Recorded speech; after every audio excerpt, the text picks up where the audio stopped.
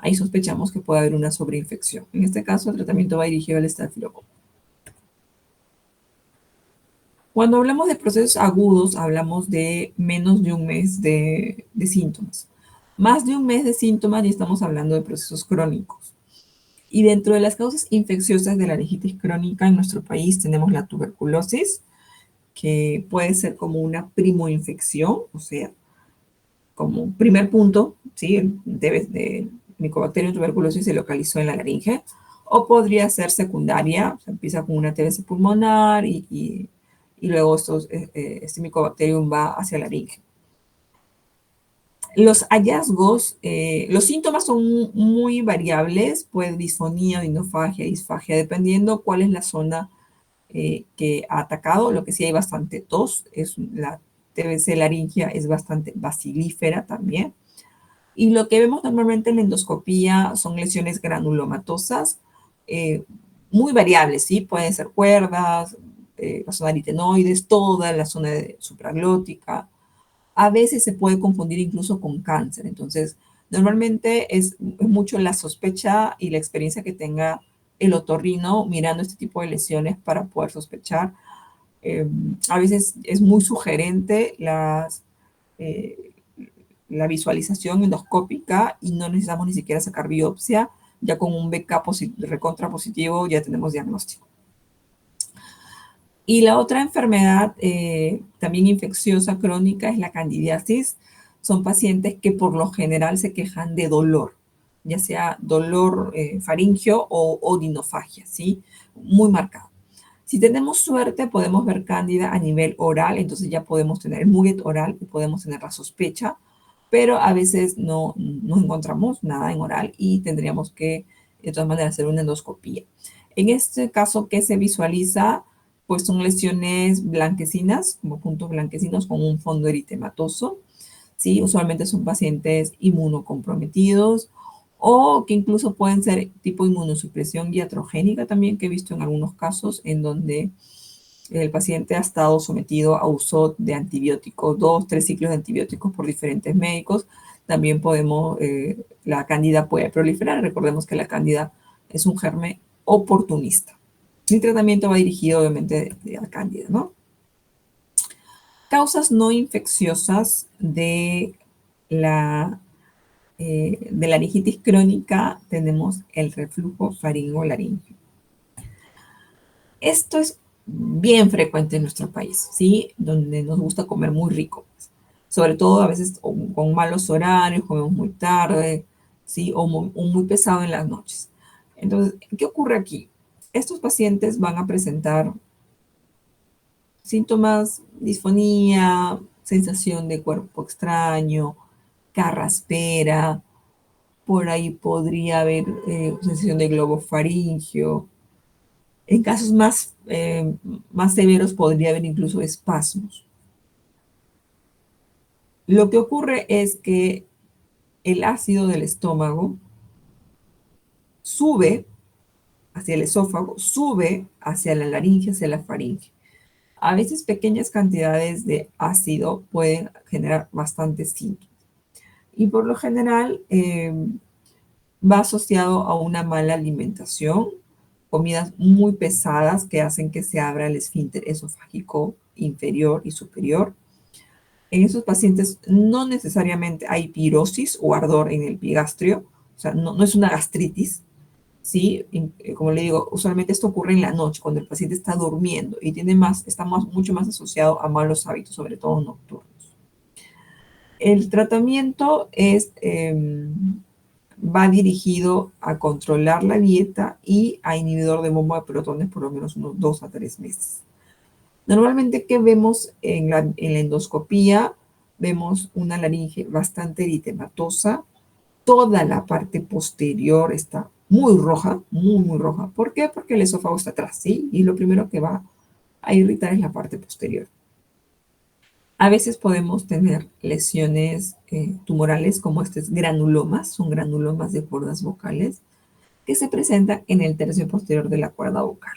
Entonces, esto es muy, muy sugestivo de un reflujo faringolaríngeo.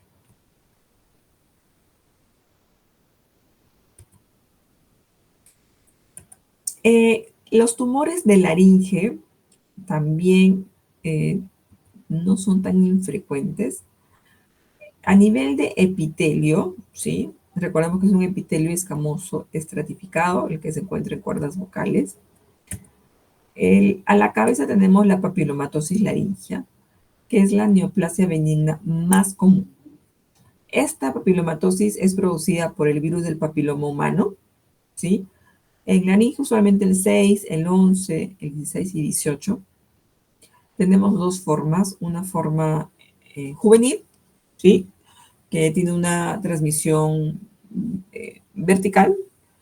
Si bien se comenta que usualmente es una transmisión durante el canal del parto, también se ha visto que puede existir una transmisión transplacentaria, ¿sí?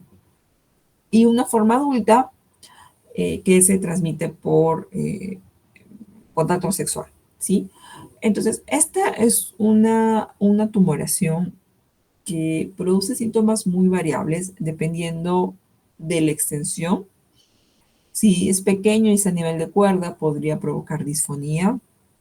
En algunos casos, estas lesiones son muy grandes en la zona de supraglotis y podría provocar disfagia u odinofagia. A veces están tan grandes que obstruyen toda la glotis o incluso la zona de subglotis y podrían producir disnea. Lo cierto es que lamentablemente el paciente que ya tiene papilomatosis laringea no tenemos cura, ¿sí? Son pacientes que a veces requieren muchísimas cirugías en su vida. En el hospital Revalida tenemos pacientes que han estado, o sea, ya tienen 40, 50 años y a lo largo de su vida, bueno, obviamente a estos pacientes han tenido desde la forma juvenil, han tenido 40, 50, 60 cirugías en toda su vida. Entonces, es muy importante, creo, que ahí en el tema de la papilomatosis, primero hacer prevención. Recordemos que tenemos la vacuna contra el virus del papiloma humano y esta vacuna está disponible en nuestro esquema nacional de vacunación. Y para los pacientes adultos, pues pueden adquirir la vacuna de forma particular, ¿sí? Válido. En caso que ya el paciente tuviera papilomatosis, normalmente lo que hacemos es tratamiento quirúrgico. Habría que entrar a sala, usualmente cada cierto tiempo, dependiendo qué tanto avanza la lesión. Puede ser a veces una vez al año, a veces 2 a 3 veces al año, para retirar las lesiones. A veces podemos ayudarnos de algún otro medicamento que se llaman coadyuvantes, ¿sí? ¿Para qué? Para poder retrasar la aparición de lesiones, ¿no? En vez que sea unas 2 cirugías por año, por ahí quizás una cirugía cada 2 a 3 años, ¿sí? A eso hablo retrasar. No desaparecer, pero sí retrasar la aparición de las lesiones. Los coadyuvantes que tenemos disponibles, tenemos el bevacizumab, ¿sí? Tenemos el cidofovir, tenemos incluso la misma vacuna contra el VPH, no como cura, ¿sí? Sino como coadyuvante, o sea, para retrasar la aparición de las lesiones, ¿sí? Esta lesión, si bien es una lesión benigna, tiene un potencial maligno, o sea, puede transformarse en carcinoma escamoso. Eh, en el hospital hemos hecho una revisión de esto y en promedio es entre 15 a 20% de transformación maligna, o sea, de que vaya a displasia o a cáncer, lo cual es bastante alto. Otra lesión también con potencial maligno es la leucoplasia. ¿Sí? Estas lesiones usualmente aparecen en cuerdas vocales, producen bastante disfonía, pueden producir sensación de cuerpo extraño y se presentan como unas placas blanquecinas, ¿sí? Con queratina. Recordemos que este epitelio es no queratinizado. Entonces empiezan a aparecer paraqueratosis, hiperqueratosis en estas lesiones. Aquí lo importante es poder sacar una biopsia y hacer monitoreo de estas lesiones. Como les menciono, tiene un cierto riesgo de malignización, o sea, de que esto termine en cáncer o de que sea un cáncer ya. Entonces es muy importante el seguimiento y la biopsia de forma temprana. Debajo del epitelio tenemos la lámina propia, una zona membranosa. Entonces, les había mencionado que hay algunas patologías que derivan de el abuso vocal. Una de ellas son los nódulos vocales. Entonces, estos nódulos, ¿sí? Son lesiones que se producen por un abuso de la voz, ¿sí? Usualmente se producen pacientes que, por el tipo de profesión que llevan, hablan mucho. Por ejemplo, vendedores, profesores, trabajadores de call center, cantantes aficionados, ¿sí? Que no tienen un buen entrenamiento vocal. Entonces, es como que están forzando, están rozando y contactando de mala forma estas cuerdas vocales, ¿sí? Es lo mismo cuando uno a veces escribe, ¿no? Mucho, se forma como un callo a nivel de los dedos, ¿sí? Lo mismo es con estos nódulos, con estas cuerdas vocales. Hablamos mal, hablamos con un roce muy forzado, podemos provocar como unos callos a nivel de las cuerdas vocales. ¿Qué síntoma va a tener este paciente? Usualmente es una disfonía, a veces persistente, a veces intermitente, que usualmente mejora o aclara un poco cuando hace reposo vocal, ¿sí? En la endoscopía que se va a visualizar, se va a ver como unas prominencias, ¿sí? Bilaterales a nivel de la parte anterior de las cuerdas vocales. Y va a haber un espacio, ¿no? O sea, las cuerdas vocales no van a contactar al 100%. Aquí el tratamiento es enseñarle al paciente cómo tiene que hablar. Eso se llama foniatría. Entonces, hay terapistas, fonoaudiólogos o terapistas de voz que justamente se dedican a esto, ¿no? Entonces trabajamos en conjunto con ellos, con estos terapistas. Otras lesiones, también tenemos los quistes de cuerdas vocales, que también se pueden producir por abuso vocal. Estos, a diferencia de los nódulos, sí son quirúrgicos, ¿sí? Hay que retirar este quiste. Los pólipos de cuerdas vocales también son lesiones que se producen por un abuso vocal. Son unilaterales, ¿sí? Un solo lado.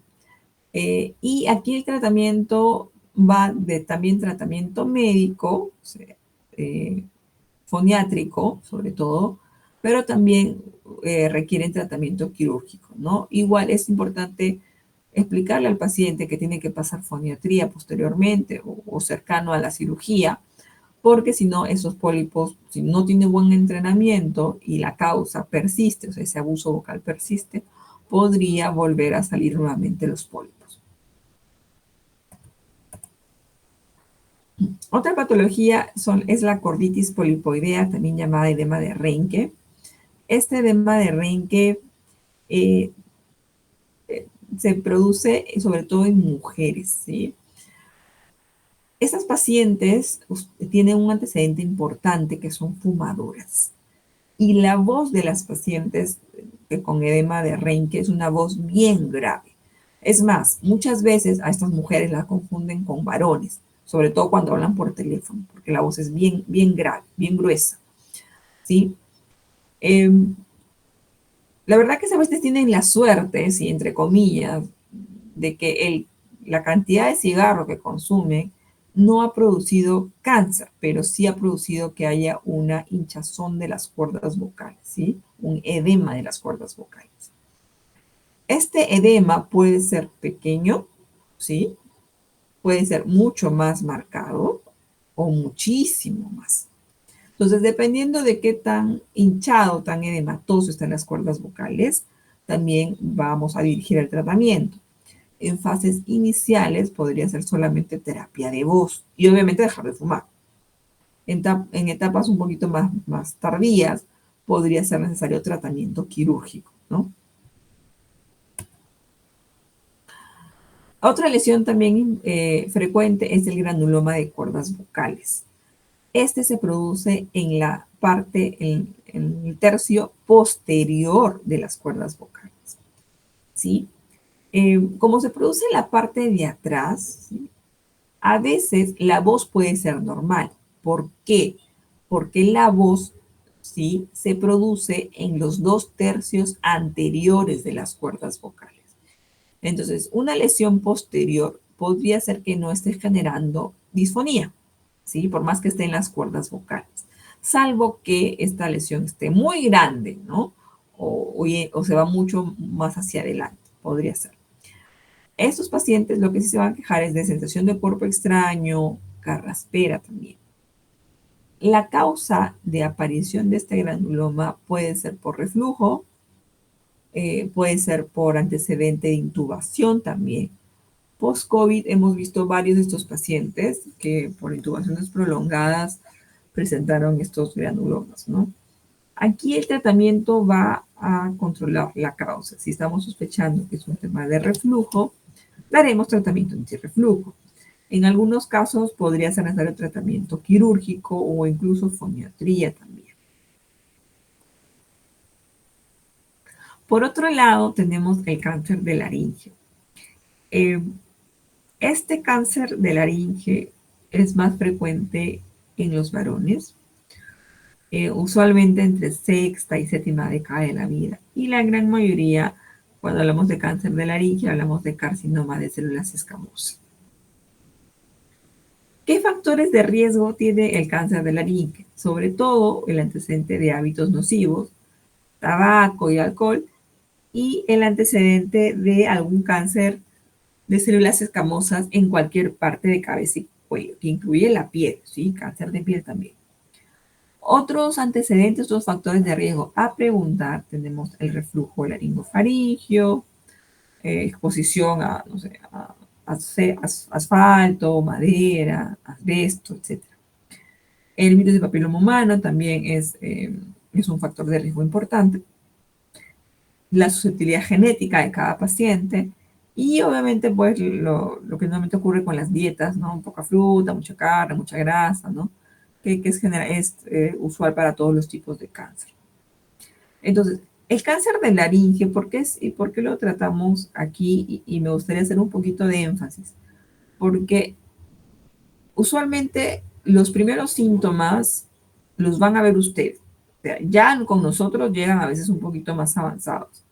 Entonces, son los médicos generales que van a referir inicialmente ustedes los que van a referir a estos pacientes. Entonces, es importante que lo tengan presente. ¿Cuáles son los síntomas del cáncer de laringe? Más allá de los factores de riesgo, que es muy importante preguntar, los síntomas van a depender de la localización de este cáncer. Sí, la gran mayoría de cáncer de laringe empieza en la zona glótica. Entonces, y la verdad que es bueno, ¿sí? ¿Por qué?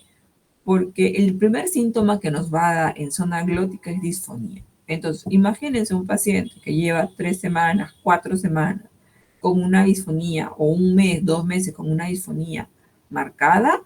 Entonces, las personas alrededor lo notan, ¿sí? Y le van a decir, oye, hazte ver, ¿qué pasó? ¿Por qué estás con esta voz? Y si mantenemos el antecedente de cigarro, va a ir probablemente de forma muy temprana a un centro de salud para poder visualizar. Entonces, si ustedes tienen un paciente con una disfonía de un mes, con el antecedente de cigarro, ¿sí? De fumador, de una cajetilla diaria de cigarro por los últimos 20 años, con una disfonía de 1 o 2 meses, y no tiene ningún otro síntoma, moco, congestión, hay que pensar como primera alternativa que estemos ante un cáncer de laringe.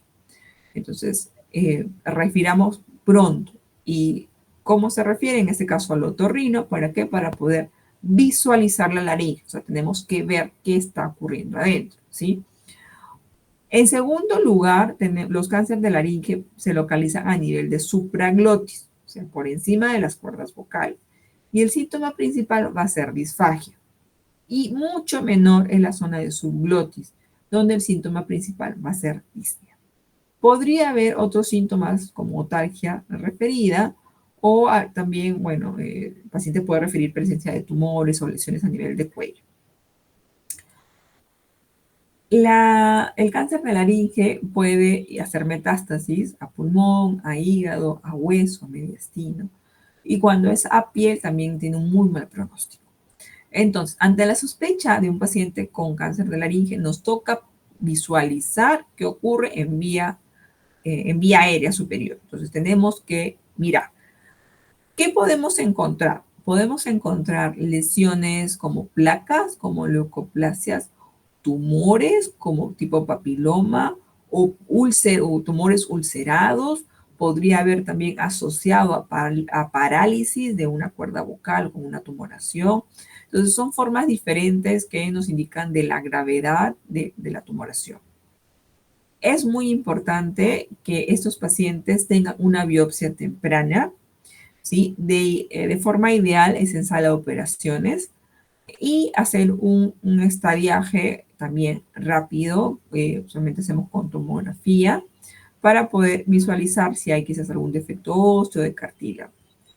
Sí, podríamos encontrar que esta tumoración ha tenido una diseminación extralaríngea, se sale de la laringe hacia el cuello, por ejemplo. Y en base a este estadiaje tenemos pues la clasificación TNM, en este caso para cáncer de laringe. Esta clasificación, ¿qué es lo importante? ¿Sí? No me interesa mucho que se aprendan esto, obviamente. Lo que sí quiero que quede es los estadios y cuál es la tasa de curación, de tratamiento que tenemos en estos casos. ¿Sí? En estadios tempranos, estadio 1 y 2, ¿sí?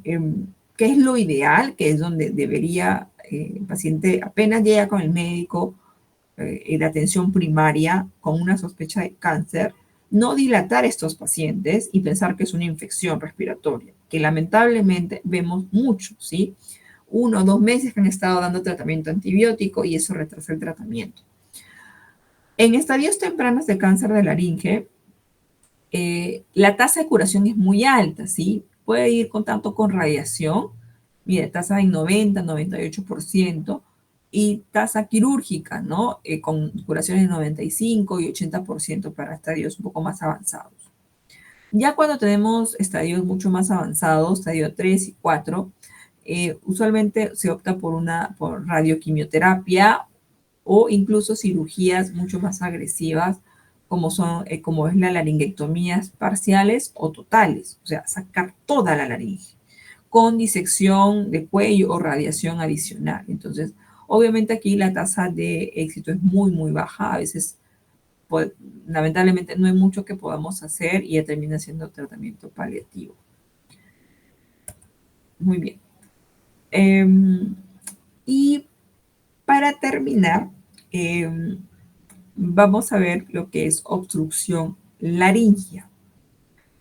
Esto normalmente lo van a ver mucho más a detalle cuando empiezan a haber emergencias, cuando empiecen a rotar por ahí de forma ad honorem, porque normalmente no se les programa obviamente como estudiantes, pero si ustedes están interesados quizás en aprender un poquito más, les sugiero que puedan ir con algún doctor que hace guardias, van a aprender muchísimo más en 1 o 2 turnos de guardias que lo que realmente aprenden a veces en práctica, porque en guardias están en vivo y en directo. Entonces, es importante que manejemos este tipo de urgencias o incluso como emergencias de obstrucción laringea. Entonces, ¿qué es la obstrucción laringea? Es aquella dificultad del pasaje de aire a través de la laringe. Y pueden haber diferentes causas, ¿sí? Puede haber causas infecciosas, inflamatorias, cuerpos extraños, traumáticos, quemaduras también, ¿sí? Los síntomas, paciente, sobre todo cuando tenemos alguna obstrucción laringea, son 3 síntomas que siempre tienen que ir de la mano y tienen que preguntar. Disfonía, disfagia y disnea, ¿sí? Si preguntan uno y no tiene molestias, no se olviden de preguntar los otros 2. Como síntomas adicionales en obstrucción laringea tenemos el estridor, es este ruido a la inspiración, tiraje subcostal, que ya nos está diciendo que hay un esfuerzo adicional. Puede haber esta hiperextensión cefálica, como por ejemplo en la supraglotitis, y obviamente la cianosis por lo que está obstruida la vía respiratoria, ¿sí? ¿Cuáles son estas causas? ¿No? Les hablaba de cuerpos extraños, ¿no? Estos son casos del hospital. Aquí tenemos un cuerpo extraño. Esto es una prótesis dental que tuvimos en el hospital. Un paciente que se durmió con su prótesis, se olvidó de quitar su prótesis y se la pasó. Y se levantó a la hora, a las 2 horas de haber dormido. Lo llevan a emergencia. Obviamente el paciente en este caso estaba con disfonía, con disfagia y con abundante cialorrea, ¿sí? Otra causa también de obstrucción de vía respiratoria de laringe es la parálisis de cuerda vocal bilateral. Cuando tenemos parálisis de cuerda vocal unilateral, o sea, de un solo lado, lo que normalmente el paciente va a referir es disfonía. Pero cuando tenemos parálisis de cuerdas vocales bilaterales, o sea, las dos, ¿sí? Estas cuerdas, cuando el paciente respira, toma aire, no se van a abrir. Entonces va a haber disnea marcada, súbita, ¿sí? Entonces también pensemos en esta patología cuando no encontremos otras causas. Sobre todo si tenemos algún antecedente reciente de alguna cirugía, por ejemplo, de tiroides o de mediastino también, ¿sí? O algún procedimiento que se haya hecho en mediastino. Otra causa de obstrucción laringea son traumatismos, o en este caso una fractura. Este es un paciente que lo asaltaron, le dieron un golpe a nivel de cuello, laringe, ¿no? Lo golpearon. Y en este caso vemos, ¿sí? Esto que ven aquí, esto blanquito, que está partido, esto es el cartílago tiroides. Esto que está atrás es el cartílago cricoides. Y estos, a este nivel están las cuerdas vocales. Vemos aquí que el cartílago tiroides está partido. Hay una fractura de ese cartílago. Obviamente esto va a generar que el paciente tenga dificultad respiratoria. Bueno, entonces, ¿qué hacemos cuando tenemos estas obstrucciones laringes? ¿Sí? Esto obviamente lo van a ver mucho más a detalle conforme avance en la carrera. La primera es la maniobra de Heimlich cuando tenemos, por ejemplo, cuerpos extraños a nivel laringio. Antes de que lleven el internado, por lo general se les hace un curso de primeros auxilios y para poder justamente, y dentro de ese curso se les explica justamente esta maniobra. También ese curso de la reanimación cardiopulmonar. Otro tratamiento para esta obstrucción laringea es la colocación de cánulas, ya sea cánulas orofaringeas o cánulas nasofaringeas. También la ventilación con máscara facial también es una alternativa para poder ayudar en la obstrucción respiratoria. Métodos mucho más invasivos, si tenemos la intubación orotraqueal o también nasotraqueal, ¿sí? Las ventilaciones traqueales percutáneas, la cricotirotomía y la traqueostomía. Vamos a ver estas últimas de aquí. La intubación endotraqueal u orotraqueal es un procedimiento que permite permeabilizar vía aérea por corto tiempo, ¿sí? Obviamente, como cualquier procedimiento, no está exento de complicaciones, sobre todo presencia de granulomas o riesgo incluso de cicatrices o estenosis subglótica. A veces las intubaciones son muy difíciles por la misma anatomía del paciente, pero si tienen la suerte de por ahí de hacer alguna guardia, es más probable que vayan a hacer quizás alguna intubación de emergencia, ¿sí? Estos tubos endotraqueales normalmente tienen un adaptador universal, tienen una línea radio opaca, porque a veces podría este tubo irse al esófago, a veces con intubaciones muy complicadas, ¿sí? Tiene una marca a nivel de la glotis y tiene una numeración. Otro procedimiento para asegurar la vía aérea es la cricotirotomía. Entonces, vemos aquí en esta imagen sagital, ¿sí? Acá tenemos el cuello, este es el hueso hioides, aquí tenemos la laringe, el cartílago cricoides, perdón, el cartílago tiroides y el cartílago cricoides. ¿Dónde están las cuerdas vocales? Al nivel del cartílago tiroides. A este nivel están las cuerdas vocales. Entonces, ¿qué ocurre? Pueden existir algunas patologías que nos haga imposible que pase un tubo endotraqueal por aquí para alguna emergencia. Por ejemplo, un shock anafiláctico. Se va a edematizar todas las cuerdas vocales y créanme que no hay tubo que pueda pasar por aquí. Entonces, en estos casos tenemos que utilizar, ¿no?, o aperturar otra vía. Entonces, aquí tenemos una cricotirotomía. Entonces, la zona se hace una apertura en la membrana cricotiroidea. Quiere decir, entre el cartílago tiroides y el cartílago cricoides hay una membrana, que es la membrana cricotiroidea. Ahí se hace una incisión y podría, por ejemplo, de forma rápida, podría, por ejemplo, colocarse algún tubo de ventilación, en este caso un tubo endotraqueal, ¿sí? Si queremos algo un poquito más permanente, sí podríamos hacer una traqueostomía. Eh, Puede ser temporal, por unos meses, ¿no? O semanas, dependiendo, para resolver la obstrucción. O podría ser también algo más permanente, por ejemplo, paciente post-laringectomía total. Entonces va a terminar siendo una traqueostomía permanente. Esto lo van a ver mucho más a detalle seguro en cabeza y cuello, pero lo que se hace aquí es hacer una incisión a nivel de la tráquea, segundo y tercer anillo traqueales, más abajo, ¿sí?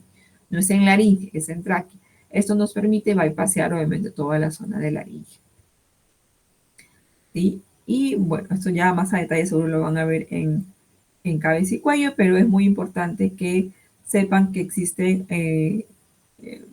diferentes tubos endotraqueales, ¿sí? Algunos con CAF, sin CAF, con fenestra. Las fenestras son estos huequitos que hay entre los entre el tubo interno. Y bueno, eso sería todo. No sé si tuvieran alguna pregunta.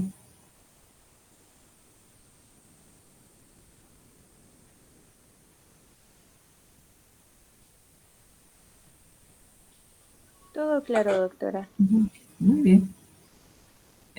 Solo para les he puesto varias patologías que nos causan síntomas laringios, incluyendo disfonía. Entonces, es muy importante tener presente, ¿sí?, que los síntomas laringios no tienen como una única explicación las infecciones. Las infecciones son un pequeño grupo, ¿sí? Entonces, ante la sospecha de un paciente con una disfonía o síntomas laringios de más de 2 o 3 semanas, eh, por favor les sugiero, no, y si no tenemos síntomas de fiebre, nada de esas cosas, les sugiero por favor que traten de generar una interconsulta o una referencia al otorrino rápida, porque a veces tenemos tumores y como les mencionaba, sobre todo en caso de cáncer, la tasa de curación es muy alta cuando tenemos un T1 o T2, ¿sí?, que son estadios iniciales, ¿sí? Y bueno, entonces, si no hay más preguntas, muchísimas gracias y que tengan mucho éxito para su examen de la próxima semana. Gracias, doctora. Buenas noches.